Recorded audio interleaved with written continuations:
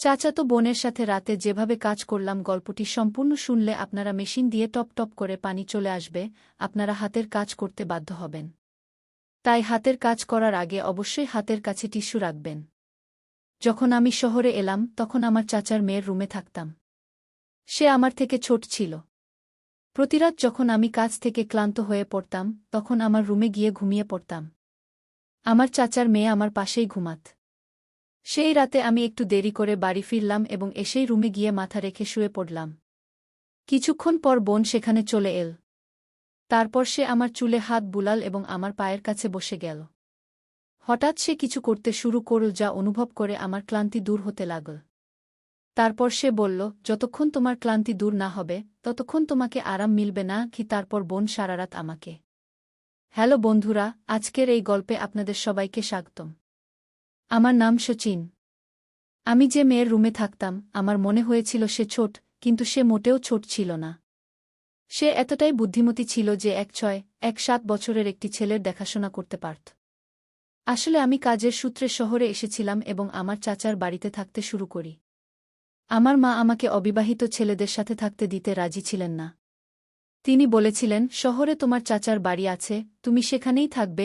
আমি শহরে একটি ভালো বেতনের চাকরি পেয়েছিলাম। যখন আমি আমার চাচার বাড়িতে পৌঁছলাম তখন তাদের বাড়ি দেখে আমি ভাবনায় পড়ে গেলাম। চাচার বাড়ির দরজা এত ছোট ছিল যে আমার ব্যাগ এবং আমি একসাথে ভেতরে যেতে পারতাম না। কারণ এখন আমাকে সেই ছোট বাড়িতে থাকতে হবে। বাড়িতে রান্নাঘর ছাড়া একটি বেডরুম এবং একটি হল ছিল এবং সেটাও খুব ছোট ছিল। আমরা গ্রামে একটি বড় বাড়িতে থাকতাম। এখন আমি কাজের সূত্রে শহরে আমার চাচার বাড়িতে থাকতে এসেছি। চাচার বাড়িতে চাচা, চাচি এবং তাদের একটি মেয়ে ছিল। চাচা গ্রামে সবাইকে বলতেন যে শহরে তার খুব বড় বাড়ি আছে। এখন আমি সত্যিই তার বড় বাড়ি নিজের চোখে দেখছি। চাচার মেয়ে এখন 8 বছরের হয়ে গেছে। তার নাম ছিল। আমি জানতাম না যে 8 বছরের অঞ্জলি এত কিছু জানত। যখন অঞ্জলি আমার জন্য পানির গ্লাস নিয়ে এল তখন আমি তাকে দেখেই থাকলাম, কারণ অঞ্জলিকে আমি যখন 6 বছরের দেখেছিলাম তখন সে এখন 8 বছরের হয়ে গেছে। এখন সে আরও সুন্দর দেখাচ্ছিল। তারপর আমি পানি পান করলাম। এরপর চাচি আমার জন্য নাস্তা বানাতে শুরু করল। চাচাও আমাকে দেখে খুশি হলেন। মা আগেই তাকে বলে দিয়েছিলেন যে শচীন শহরে তোমার বাড়িতে থাকবে। আমি আমার চাচাকে তার বাড়িতে থাকার জন্য প্রতি মাসে 000 টাকা দিতে যাচ্ছিলাম। তাই চাচি এবং চাচার আমার থাকতে কোনো সমস্যা ছিল না। অন্যদিকে যদি আমি তাদের বাড়িতে বিনামূল্যে থাকতাম তাহলে চাচি আমাকে 2 দিনের বেশি থাকতে দিত না। আমার এত ভালো বেতন ছিল, কিন্তু আমার মা বলতেন, অবিবাহিত ছেলেদের সাথে থাকলে তুমি খারাপ হয়ে যাবে কি। তাই মায়ের কথা মেনে আমি আমার চাচার বাড়িতে থাকলাম। যখন অঞ্জলি এবং আমি প্রথম দেখা করলাম তখন অঞ্জলি আমার দিকে তাকিয়েছিল। চাচার বাড়িতে একটি রুম অঞ্জলির ছিল। চাচা এবং চাচি হলামি কথা না বলে চুপচাপ ঘুমিয়ে পড়লাম। তারপর কিছু দিন কেটে যাওয়ার পর পরের মাসের 3 তারিখে আমার বেতন পেয়ে গেলাম। তারপর চাচার বাড়িকে নিজের বাড়ি ভেবে আমি অনেক জিনিস কিনে চাচার বাড়িতে চলে এলাম। অঞ্জলির জন্য একটি নায়রা স্যুট, চাচার জন্য ফর্মাল ইউনিফর্ম, চাচির জন্য শাড়ি এবং খাবারের জিনিস, আমি সব কিছু নিয়ে এসেছিলাম। চাচি সব দেখে খুব খুশি হলেন। অঞ্জলি এখন আমার সাথে হেসে কথা বলছিল। এমনই এক রাত যখন আমি জল খেতে উঠলাম তখন অঞ্জলিকে আমার পাশে দেখতে পেলাম না। আমি আমার রুমের দরজা খোলা পেয়ে বাইরে গিয়ে দেখলাম রাত 1টার সময় অঞ্জলি হোলের পর্দা সরিয়ে দিয়েছে এবং হোলের দিকে তাকিয়ে আছে। আমি দেখতে গিয়ে তার পিছনে দাঁড়ালাম। সে এত রাতে হোলের দিকে কি দেখছে? আমি তার পিছনে দাঁড়াতেই আমার নজর হোলের দিকে ঘুরে গেল। সামনের দৃশ্য দেখে আমি অঞ্জলিকে এক পাশে টেনে নিয়ে তার হাত ধরে বেডরুমে নিয়ে গেলাম। আমি অঞ্জলিকে বললাম, অঞ্জলি, তুমি কি করছিলে? ওরা তোমার নিজের বাবা মা। রাতে মা বাবার প্রাইভেট সময়ে উকি দেওয়া ঠিক নয়। অঞ্জলিকে এভাবে চাচাচাচির দিকে তাকাতে দেখে আমি একটু রেগে গেলাম। তখন সে আমার কাছে ক্ষমা চেয়ে বলল, দাদা, এ সম্পর্কে কাউকে বলো না। আমি আজকের পর আর এমন কিছু করব না। অঞ্জলি যা করছিল তাতে তার তেমন কোনো ভুলও ছিল না। চাচার এখন একটি বড় বাড়ি কিনে নেওয়া উচিত ছিল, কারণ তাদের মেয়ে এখন বড় হয়ে উঠছিল। তাই তাদের এটা বুঝতে হবে। পরের দিন আমি চাচাকে বললাম, চাচা, এখন আপনার একটি বড় বাড়ি কিনে নেওয়া উচিত। আমাদের মায়েরা এখন বড় হয়ে উঠছে, তারও নিজের আলাদা রুম দরকার, আর আপনারও আলাদা রুম দরকার। চাচা বললেন, বাড়িতে আমরা 3 জন মানুষ, 3 জনের জন্য এত বড় বাড়ির কি দরকার? এখন তুমি বাড়িতে চতুর্থ ব্যক্তি, তবুও আমাদের থাকতে কোনো সমস্যা হচ্ছে না। তাহলে বড় বাড়ি কেন চাই? উত্তর শুনে আমার মুখ খারাপ হয়ে গেল। চাচার সাথে কথা বলার সময় আমার ফোন বেজে উঠল। ফোনে আমার মায়ের কল ছিল, তাই আমি ফোন রিসিভ করলাম। মা আমাকে বললেন, আমি তোমাকে একটি মেয়ের ছবি পাঠিয়েছি, বলো কেমন লাগছে? আমি বললাম, মা, মেয়েটির ছবি আমার খুব ভালো লেগেছে। কি এ কথা শুনে, যেহেতু মেয়েটি আমার মায়ের পছন্দের, তাই মা তাড়াতাড়ি পরের 2 দিনের মধ্যে বিয়ে করার সিদ্ধান্ত নিলেন। বিয়ের পর কিছু দিনের ছুটির পর আমি কাজের জন্য শহরে আসতে লাগলাম। তখন মা বললেন, তোমার স্ত্রীকে কিছু দিনের জন্য নিজের সাথে নিয়ে যাও। তারপর আমি তারাকে আমার সাথে শহরে নিয়ে এলাম। আগে আমি শহরে চাচার বাড়িতে থাকতাম, তাই আমি চাচার বাড়িতে চলে এলাম। যখন আমি আমার স্ত্রীকে নিয়ে চাচার বাড়িতে এলাম, তখন অঞ্জলির রুম পুরোপুরি আমার হয়ে গেল। সে রাতে তার বাবা মায়ের সাথে হলে ঘুমাত। তারাকে শহরে আনার 3 দিন পর, হঠাৎ এক রাতে যখন আমি আমার স্ত্রীর কোলে ঘুমাচ্ছিলাম, তখন আমি অঞ্জলিকে আমাদের পাশের রুম থেকে উকি দিতে দেখলাম। তাকে দেখে আমি তাড়াতাড়ি তারাকে ছেড়ে বিছানা থেকে উঠে বসলাম। আমাকে উঠতে দেখে অঞ্জলি তাড়াতাড়ি দরজা থেকে সরে গেল। তারপর আমি ভাবতে লাগলাম, যদি তারাকে এই শহরের পরিবেশ পছন্দ হয়, তাহলে আমি পরের মাসেই আমাদের জন্য আলাদা রুম খুঁজে নেব। কিন্তু 5ম দিনেই তারা শহরটাকে না বলতে শুরু করল। সে বলল, আমি এখানে বেশি দিন থাকতে পারব না।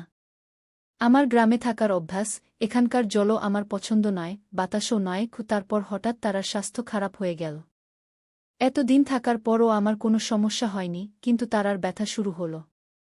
তাই সে গ্রামে যাওয়ার জিদ করতে লাগল। তার স্বাস্থ্য খারাপ হতে থাকায় আমি তাকে গ্রামে পাঠিয়ে দিলাম। তারপর আমি চাচার বাড়িতে একা থাকতে লাগলাম। আমি তারার সাথে ততটা খুশি ছিলাম না, যতটা হওয়া উচিত ছিল। কারণ আমি যে ছবি দেখেছিলাম তা খুব চমকদার ছিল, আর সে বিয়েতেও চমকাচ্ছিল। কিন্তু বিয়ের পর যখন সে মেকআপ তুলে ফেল, তখন তাকে দেখে আমি খুব বিব্রত বোধ করলাম। কারণ আকাশের তারার মতো আমার তারা ছিল না, সে একটু শ্যামলা ছিল। আমার গোরা স্ত্রী চাইছিল, কিন্তু এখন আর কি করা, বিয়ে হয়ে গেছে, আর সে পবিত্র। তাই আমি তাকে বিশ্বাস করে তার সাথে জীবন কাটাতে চাইলাম। এখন তারা গ্রামে চলে গেছে, তাই আমার জন্য আরও ভালো ছিল। যদিও এখন আমার বিয়ে হয়ে গেছে, তবুও আমি শহরেই কাজ করব। তাই ভাবলাম চাচার বাড়িতেই থাকা ভালো, কারণ নিজের জন্য এত টাকা খরচ করা আমার পছন্দ নয়। তারার গ্রামে যাওয়ার পর আমি 3 দিনের ছুটি নিলাম, কারণ আমি খুব ক্লান্ত হয়ে পড়েছিলাম এবং বিশ্রাম নিতে চেয়েছিলাম। যেদিন আমার ছুটি, চাচা যেমন প্রতিদিন সকালে কাজে চলে গেলেন, চাচি একটি গৃহশিল্প কোম্পানিতে কাজ করতে যেতেন। তিনিও কাজে চলে গিয়েছিলেন। সেই সময় অঞ্জলি এবং আমি দুজনেই বাড়িতে ছিলাম। নাস্তার পর আমি আমার ল্যাপটপ নিতে বেডরুমে যাচ্ছিলাম। কামরার দরজায় হ্যান্ডেল পর্যন্ত ছিল না, তাই বেডরুমের দরজা সবসময় একটু খোলাই থাকত। আর আজ আমি অঞ্জলিকে খোলা দরজার ফাঁক দিয়ে তার কাপড় বদলাতে দেখলাম। অঞ্জলির গোরা সুন্দর রূপ দেখে আমার চোখে চমক এসে গেল। তারপর ভাবলাম, কোথায় আমার কালো বউ আর কোথায় অঞ্জলি, দুজনের মধ্যে দূর দূর পর্যন্ত কোনো মিল নেই।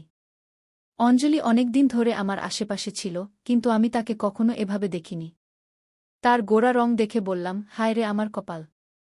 এখন আমার অঞ্জলিকে এভাবে দেখতে ভালো লাগতে শুরু করেছিল, তাই আমি তাকে দেখতেই থাকলাম। এতে আমার ভেতর একটা সাড়া পড়ে গেল। এখন আমি অঞ্জলিকে আর বেশি সময় ধরে দরজায় দাঁড়িয়ে দেখতে পারছিলাম না, কারণ এটা আমার ভালো লাগছিল না।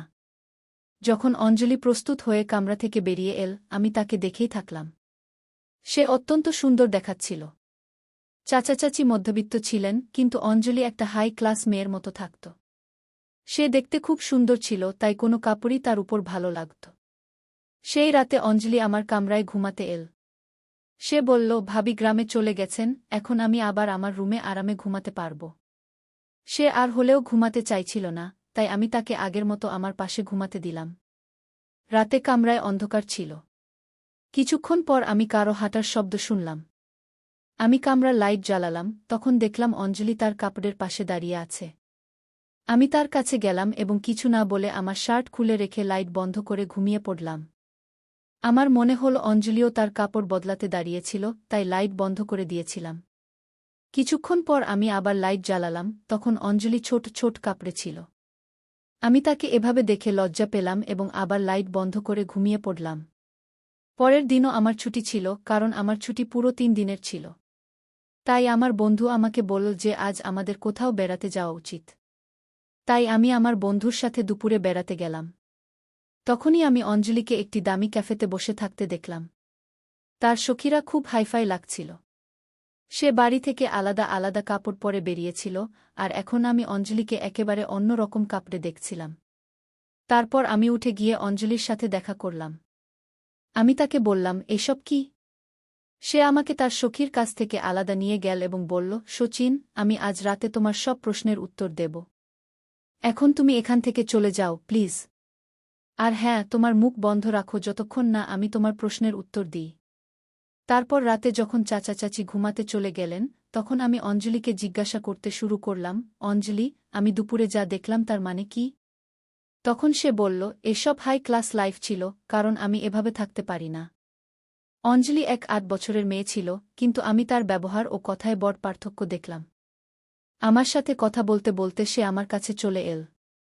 যেদিন থেকে আমার বিয়ে হয়েছে সেদিন থেকে আমি অনুভব করছিলাম যে একজন নারী থেকে আমি কতটা সুখ পাই, আর এখন অঞ্জলির মতো সুন্দরী মেয়েকে আমার পাশে দেখে আমি আমার হুঁশ হারাতে শুরু করেছিলাম।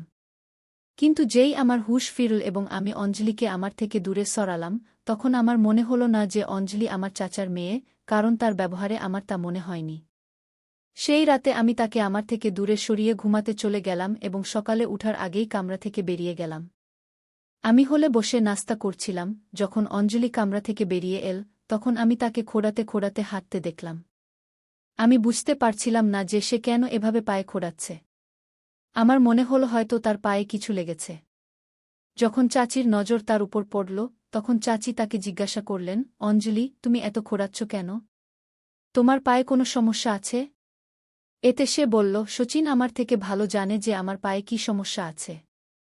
অঞ্জলি সরাসরি আমার দিকে ইশারা করল। আমি এর কারণ জানতাম না এবং এও জানতাম না যে সে আমাকে এমন কেন বলল। তবুও আমি চাচিকে বললাম যে ঘুমানোর সময় অঞ্জলির পা বিছানার কোণায় লেগে গিয়েছিল। অঞ্জলি সকাল থেকে সন্ধ্যা পর্যন্ত আমাকে খুবই লোভনীয় দৃষ্টিতে দেখছিল।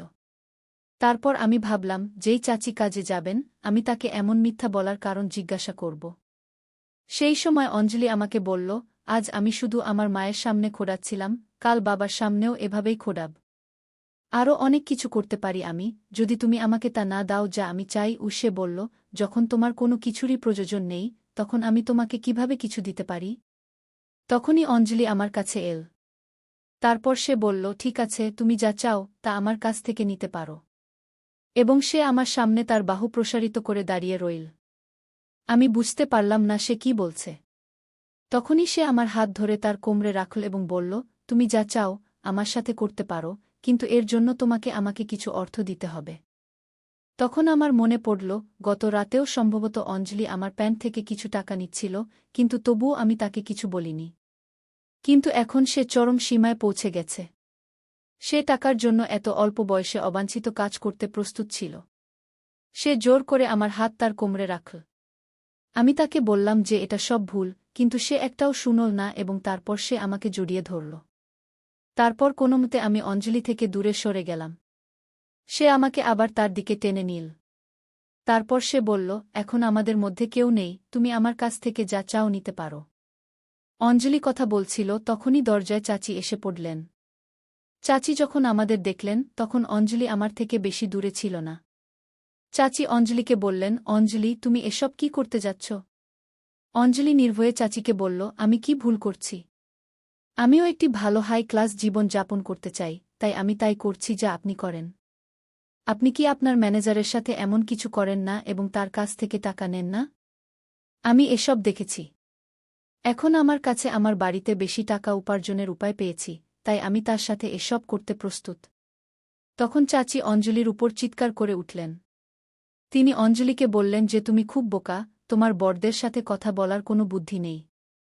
চাচি অঞ্জলির মুখ বন্ধ করার জন্য তার দিকে দৌড়ে গেলেন, কিন্তু তখনই আমি চাচিকে থামিয়ে দিলাম। তারপর আমি চাচিকে বললাম, অঞ্জলি যা বলছে তা কি সত্য? তখন চাচি লজ্জায় মাথা নিচু করে দাঁড়িয়েছিলেন এবং আমার প্রশ্নের উত্তর দিতে পারলেন না। তখন আমি আরও বললাম, চাচি, আপনি এটা কি করছেন? সম্ভবত এসব দেখে অঞ্জলির অবস্থা খারাপ হয়ে যাচ্ছে। যেদিন থেকে আমি এই বাড়িতে এসেছি, আমি তাকে একবার নয়, দুবার আমার পকেট থেকে টাকা নিতে দেখেছি। আমার টাকা একবার নয়, বহুবার চুরি হয়েছে, কিন্তু আপনার এবং মায়ের কারণে আমি শান্ত থেকেছি। আমি এই পরিবারের কোনো সদস্যের উপর কখনো সন্দেহ করিনি, কিন্তু এই বিষয় থেকে চিরতরে মুক্তি পাওয়া জরুরি ছিল, কারণ অঞ্জলির অবস্থা দিন দিন খারাপ হয়ে যাচ্ছিল। যেদিন থেকে আমি অঞ্জলিকে টাকা চুরি করতে দেখেছি, সেদিন থেকে আমি তার উপর নজর রাখছি। সে এখন আমার সামনে টাকা চুরি করতে পারছিল না, এবং আমি জানতাম না যে অঞ্জলি এখন এমন পথ বেছে নেবে। আপনি আমাকে সত্য বলুন, আপনারা দুজন মিলে চাচার পিছনে এই বাড়িতে একসাথে কি করছেন? আমার কথা শুনে চাচি কেঁদে ফেললেন। তারপর তিনি বললেন, দয়া করে ধৈর্য ধরুন এবং আপনার চাচাকে কিছু বলবেন না। শুধু একবার আমি একটি ছেলেকে আমার কোম্পানিতে নিয়ে গিয়েছিলাম, তারপর কখন তার নজর আমার উপর পড়ল, আমি টেরই পাইনি। আমার কোম্পানিতে একজন ম্যানেজারের সাথে আমার সম্পর্ক আছে, এবং সেই সম্পর্কের একমাত্র কারণ টাকা। আপনার চাচার কাছে টাকা থাকা সত্ত্বেও তিনি আমাদের সুখে রাখতে পারেন না, এবং না তার কোনো মাথাব্যথা আছে। আপনার চাচা আমার এবং তার মেয়ের সম্পর্কে কখনো কিছু ভাবেননি। ম্যানেজার থেকে যে টাকা পাই তা দিয়ে আমি আমার এবং অঞ্জলির কিছু প্রয়োজন মেটাই, কিন্তু আমি জানতাম না যে অঞ্জলির প্রয়োজন এত বেড়ে যাবে। আপনার চাচার শহরে আরও একটি বাড়ি আছে, সেই বাড়ি এই বাড়ি থেকে বড়, কিন্তু আপনার চাচা সেই বাড়ি ভাড়া দিয়ে টাকা উপার্জন করেন এবং আমাদের এত ছোট বাড়িতে মানিয়ে নিতে বাধ্য করেন। আপনার চাচার কৃপণতার কারণে এই সময় আমাদের জীবনে এসেছে, কিন্তু এখন আমি আমার ভুল বুঝতে পেরেছি। তারপর চাচি অঞ্জলিকে স্নেহে জড়িয়ে ধরে বললেন, আমাকে ক্ষমা করো, আমি আজকের পর সেই চাকরি এবং ম্যানেজারের সংস্পর্শ ছেড়ে দেব। তখন অঞ্জলি বলল, মা, আমি ইচ্ছা করেই এটা করছিলাম যাতে আপনি এসব ছেড়ে দেন। যখন শচীন ভাই আমাকে টাকা চুরি করতে দেখল, তখন আমি তাকে সব সত্য বলেছিলাম। আপনি ভুলে গিয়েছিলেন যে টাকা উপার্জনের জন্য আপনি আপনার ম্যানেজারের সাথে কি করছেন, এবং এটাও ভাবেননি যে যদি আমি এটা জানতে পারি, তাহলে আমি কি ভাবব। শচীন ভাইয়ের ধন্যবাদ, যিনি আমার চোখ খুলে দিয়েছেন। আজ আপনি আপনার ভুল বুঝতে পেরেছেন, এবং আমিও আমার ভুল বুঝতে পেরেছি। অঞ্জলি এবং আমি মিলে চাচিকে তার ভুল বুঝিয়ে দিলাম। আমিও চাচিকে বোঝালাম এবং একটি ছোট্ট খেলা খেলার জন্য বললাম। শেষ পর্যন্ত চাচি আমার কথা মেনে নিলেন এবং অঞ্জলিকে নিয়ে চিরতরে তার মায়ের বাড়ি চলে গেলেন। তখনই চৌগি চাচার মনে একটি আলো জ্বলে উঠল এবং তিনি তার ছোট্ট ঘরটি ছেড়ে দিলেন এবং তার জিনিসপত্র অন্য ঘরে সরিয়ে নেওয়ার কথা বললেন। এটি শুনে চাচি এবং অঞ্জলি খুব খুশি হলেন এবং দুজনেই আমাকে ধন্যবাদ দিলেন। সেই দিন থেকে চাচা তার কৃপণতা অনেক কমিয়ে দিলেন।